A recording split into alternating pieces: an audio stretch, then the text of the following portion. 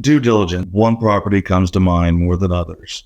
We all have our bumps and bruises and whatnot, but one property really comes to mind. It was one of the early flips we did, and I didn't do due diligence on several. First one, it was a property, off-market property that was bought to me by two realtors. So there was a level of trust that was there. Some work had been done on it, bought it, was told very specifically by those realtors that the property was not in the historical district. The historical district ended at the end of the block. And that seemed that, number one, there was a trust level there, so I trusted them. But I also looked on this block, and there were a lot of houses that had vinyl windows. I know in the historic district, they wouldn't allow vinyl windows. I did do due diligence on it. Later on, we are rehabbing the house a few months later, and this house had like 54 or 58 windows. It was a duplex, two-story duplex built not long after 1900. Brooklyn was an old house. But it was a duplex that we were turning back into a single-family home. We replaced all the windows. It was 54, 58 windows for this house, all vinyl windows. We get them installed, and a few days later, we get a notice that we are violating the code because we're not adhering to the historical preservation. That ended up being an expensive problem for several reasons. Number one, let's say it was 55. I don't remember exactly. So if it was 55 windows, and at current prices at that point, that was about $12,000 that we just spent on those windows. Every single one of them had to be pulled out. It was an older house, so these were narrow windows that don't meet current code standards. So we can't put them in a house that, in a subsequent house that we have that had a bigger window, but we're replacing it, we can kind of trim it in. Legally, we can't do that because it's not large enough to be a fire escape for somebody. So costly mistake there.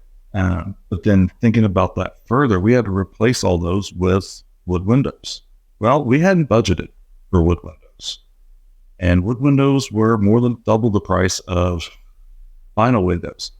So I did do my due diligence to verify that it was not an historic district.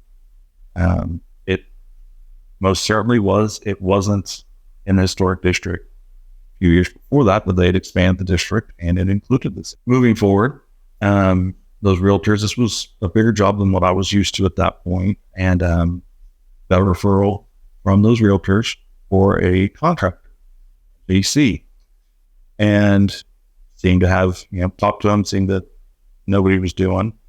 Ended up having major problems with him. He had a problem paying his subs. He had a problem paying his suppliers.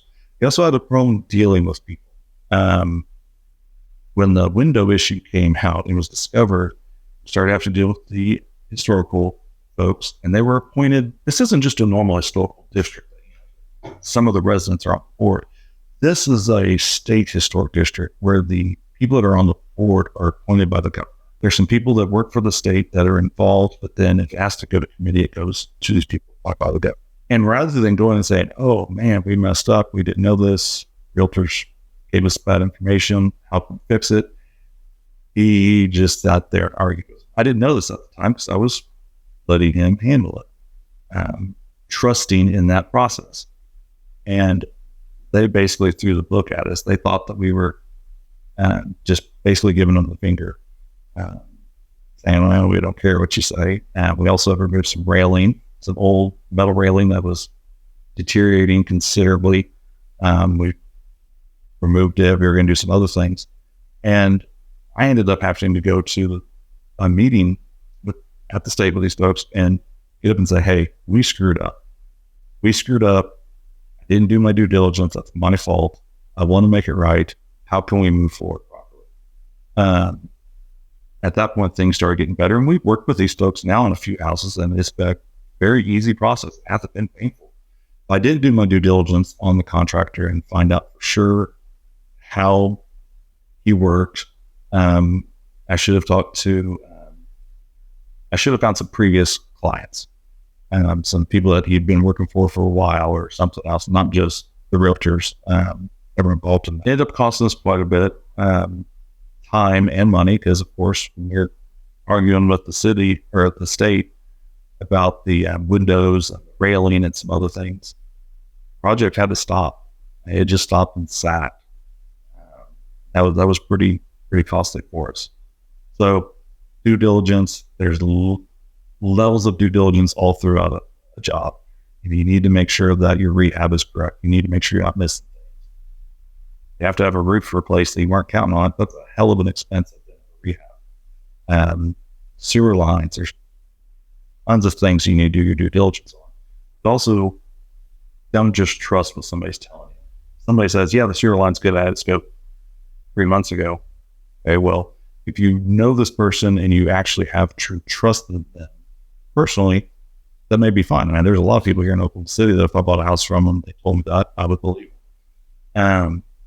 But if it's somebody that you don't really know, trust but verify. Do your due diligence. Make sure you're not going to get screwed. I don't know how much we ended up making on that one on purpose, because it was a very, very bad subject. I told Amy from before we closed it, I don't know. I don't want to know where we ended up. And we were able to come out on top, but I don't know exactly where it is.